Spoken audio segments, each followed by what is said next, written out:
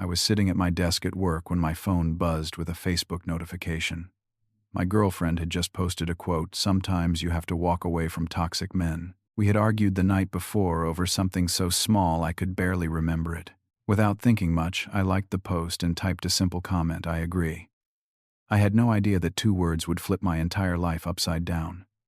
A few hours later, another notification popped up. This time it was a photo of suitcases sitting on my driveway. Before I get into what happened next, let me know in the comments where you are watching from today. If you enjoy stories about standing up for yourself and finding your voice, hit that like button and subscribe to the channel. And trust me, what happened next taught me everything I needed to know about who was really toxic in this relationship. So, let us get into it. My name is Luke.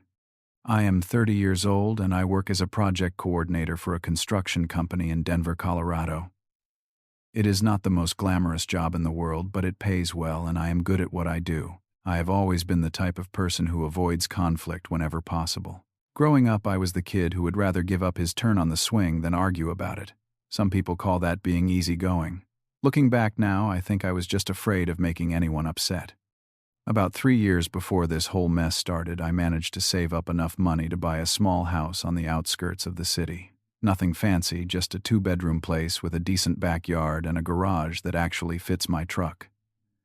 I was proud of that house. It represented years of hard work and sacrifice.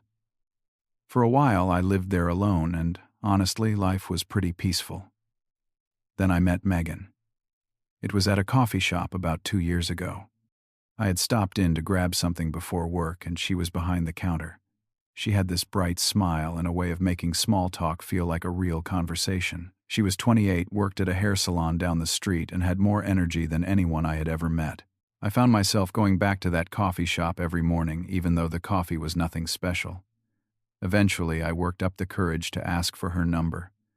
Those first few months were everything I had hoped for. We went on road trips, tried new restaurants, spent lazy Sundays watching movies on my couch. Megan was affectionate, funny, and seemed genuinely interested in my life. She would ask about my projects at work, remember the names of my coworkers, and surprise me with little gifts for no reason. I felt lucky. After about 8 months of dating, she moved into my house. I thought I had found the woman I was going to marry, but slowly things started to change. The first thing I noticed was how much time Megan spent on Facebook. She was constantly scrolling, posting, commenting. At first, I did not think much of it. Everyone uses social media differently, right? But then I started to see a pattern. Whenever we had even a small disagreement, Megan would not talk to me about it. Instead, she would post something online. The first time it really caught my attention, we had a silly argument about who was supposed to do the dishes that night. I thought it was her turn, she thought it was mine. We went back and forth for maybe 5 minutes before I just gave up and did them myself.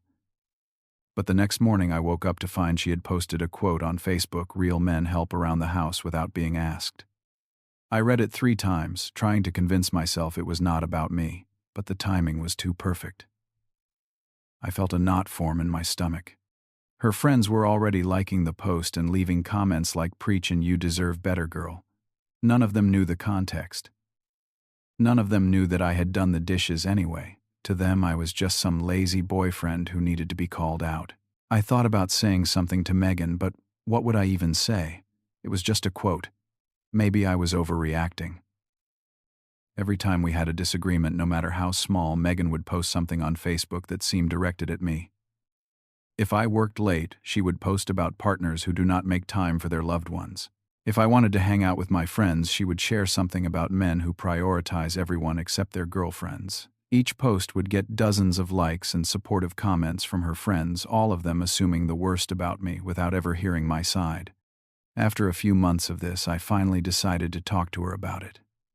"Megan, can we discuss something?" I asked one evening. "Those quotes you post after we argue, it feels like you are talking about me to everyone except me." She looked at me like I had grown a second head. "They are just quotes, Luke. Why are you so sensitive? I am not even talking about you." I wanted to push back, but she seemed so genuinely confused by my concern that I started doubting myself. Maybe I was being too sensitive. Maybe I was reading into things that were not there. So once again, I let it go. But from that point on, I started walking on eggshells in my own home. Every word I said, every decision I made, I would wonder if it was going to end up as her next Facebook post.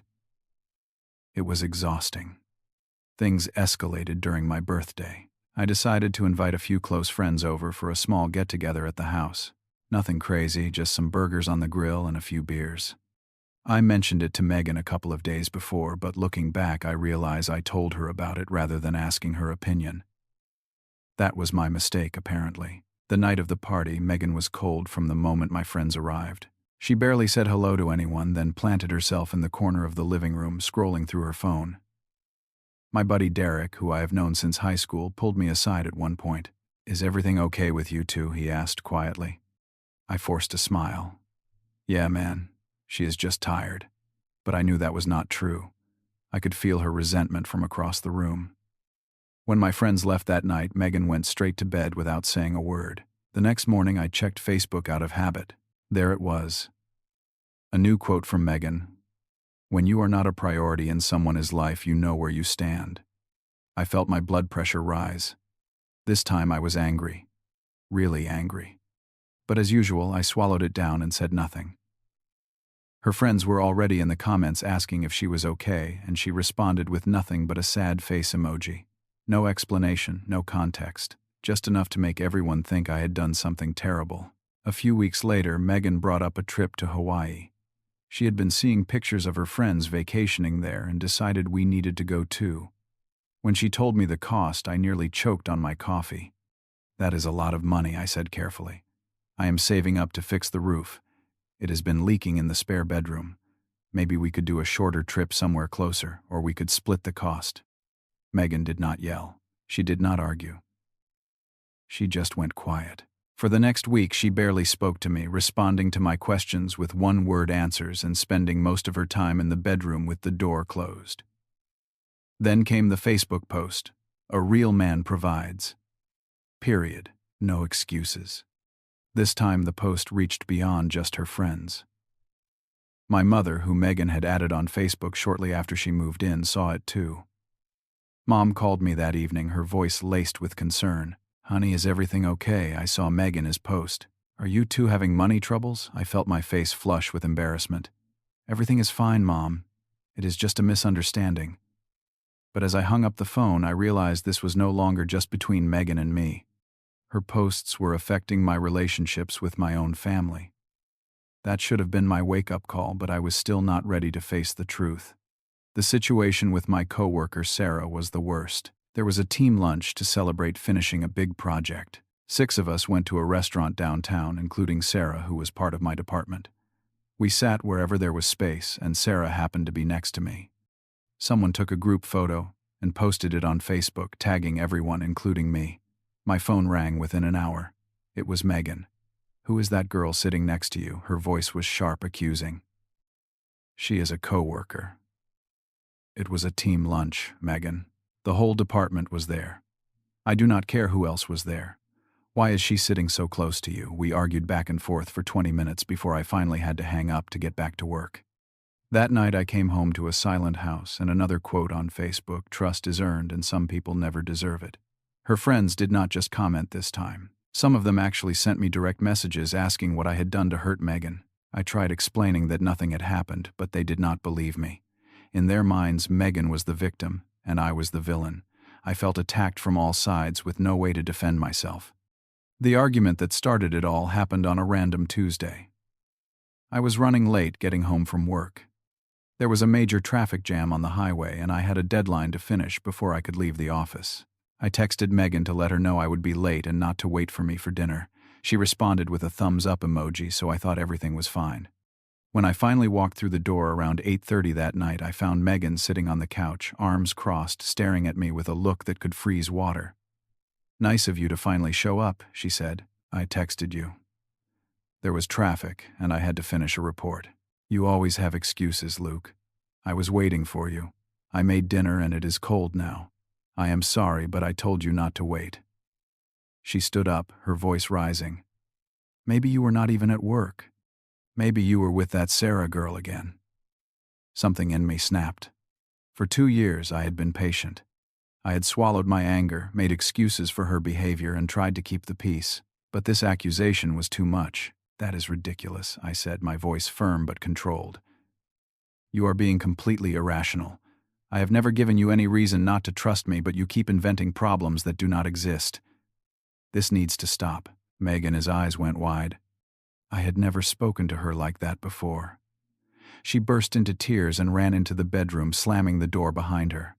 I stood in the living room, heart pounding. Part of me wanted to go after her and apologize, but another part of me knew I had not said anything wrong. I grabbed a pillow and blanket and slept on the couch that night. The next morning I woke up before Megan and checked my phone out of habit. There it was. The post that would change everything. Sometimes you have to walk away from toxic men. I stared at my phone screen for a long time. The post already had over 50 likes and dozens of comments. Her friends were rallying around her as usual. "You deserve better, Queen. Dump him already. Toxic men are everywhere. Stay strong." For the first time, I did not feel the usual mix of anger and helplessness. Instead, I felt strangely calm. Something had shifted inside me overnight. I thought about the past 2 years, all the times I had stayed quiet, all the times I had let her control the narrative, all the times I had been painted as the bad guy without ever defending myself. I was done being silent. I clicked the like button on her post. Then I typed 2 words in the comments: "I agree." The reactions were immediate. Her friends were confused. "Wait, what? Is this sarcasm, Luke? What are you doing?" I did not respond to any of them. I simply put my phone down and got ready for work. My phone started blowing up around noon. Megan was calling repeatedly, but I let it go to voicemail. Then came the text messages. "What do you mean by that? Are you trying to embarrass me, Luke? Answer your phone right now." I waited a few minutes before responding with a single message. I meant what I said. Toxic is toxic. I agree we should walk away from it.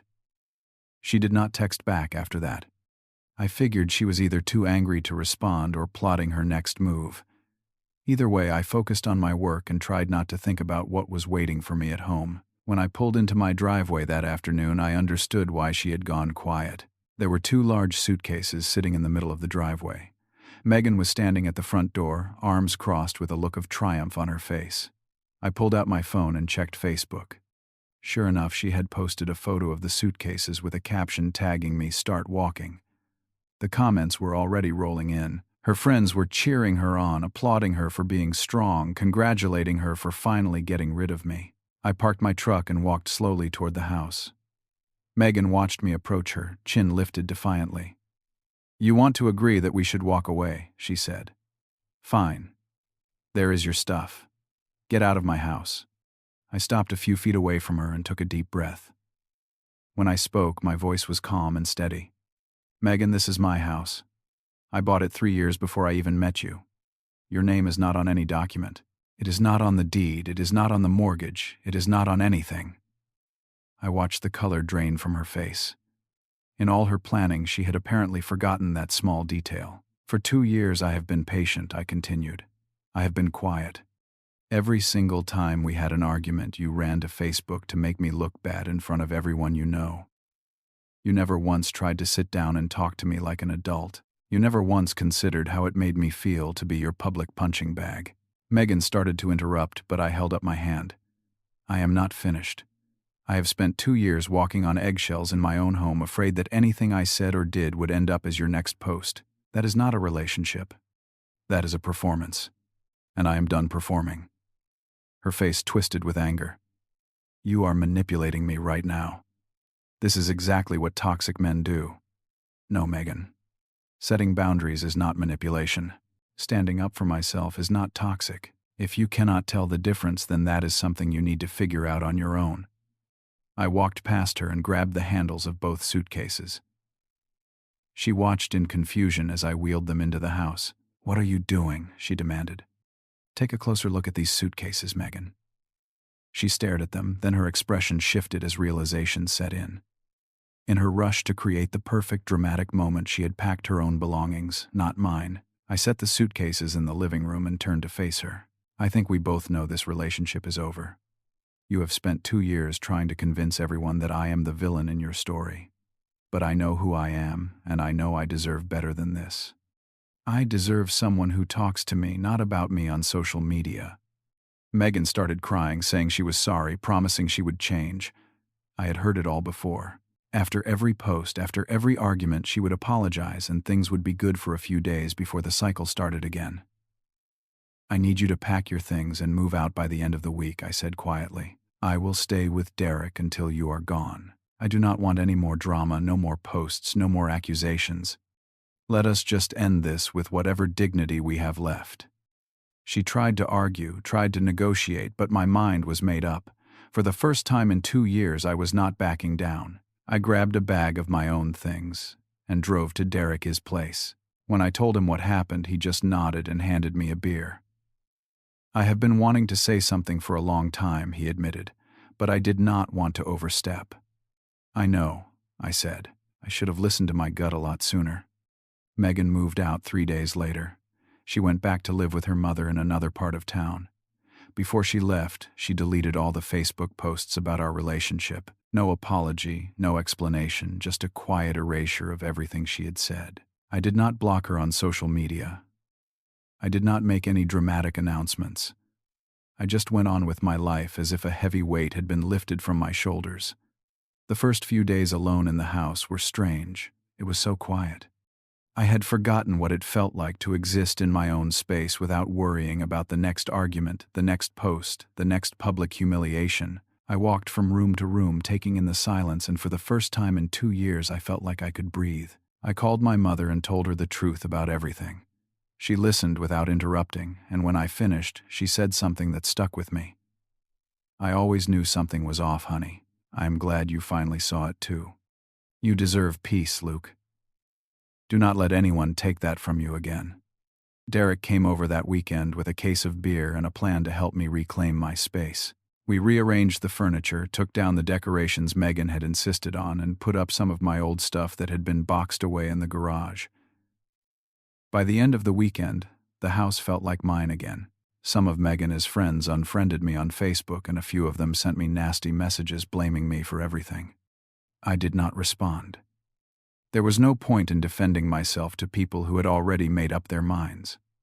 But there were also surprises. Sarah from work sent me a kind message saying she had heard what happened and that she was sorry I had gone through it. A few other coworkers reached out too, people who had noticed how stressed I had been but did not know how to bring it up. Their support meant more than I could express. Over the following weeks, I started rediscovering parts of myself that I had lost. I went running in the mornings again, something I had given up because Megan complained it cut into our time together. I started cooking for myself, experimenting with recipes I had always wanted to try. I read books about relationships and recognized all the red flags I had ignored. I also spent more time with friends. Derek and I started a weekly tradition of watching football together on Sundays. I reconnected with old buddies I had drifted away from.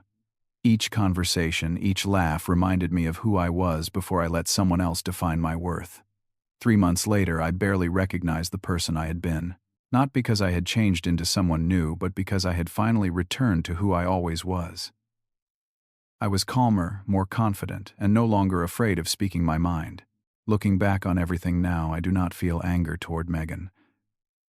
I feel something closer to sadness. Sadness for the relationship we could have had if she had just talked to me instead of performing for an audience. Sadness for the time I wasted trying to be someone I was not just to avoid conflict. But I also feel grateful. Grateful that I finally found my voice. Grateful that I learned the difference between keeping the peace and losing yourself. Grateful that I discovered what I am actually worth. Here is what I learned from all of this. Love is not about making someone else happy at the expense of your own peace. A healthy relationship does not need an audience to validate it. If someone consistently makes you the villain in their story, the problem might not be you. Silence is not maturity when it means letting someone treat you poorly. And setting boundaries is not selfish. It is necessary. I do not know what Megan is doing now, and honestly, I do not need to know. I hope she finds whatever she is looking for. But I also hope she learns that real connection requires vulnerability and honesty, not likes and comments from strangers on the internet. As for me, I am in a good place. I am open to love again, but I know what I need now. I need someone who will talk to me when something is wrong, not post about me online. someone who sees me as a partner, not a character in their personal drama. Someone who chooses me, not just the idea of me that looks good on social media. Sometimes the most toxic thing in a relationship is not the other person. It is the silence that lets bad behavior grow. Speak up. Set boundaries. And if someone makes you the villain for doing that, maybe they were never really on your team to begin with. So let me ask you this. Have you ever been in a relationship where you felt like you did not have a voice? Have you ever stayed quiet just to keep the peace even when it was hurting you? I would love to hear your stories in the comments below. If this story resonated with you, please hit that like button and share it with someone who might need to hear it. Subscribe to the channel so you do not miss more stories like this one. And remember, you deserve to be with someone who chooses conversation over confrontation and connection over performance. Thank you so much for watching today. Take care of yourselves, set those boundaries, and never forget that your peace is worth protecting.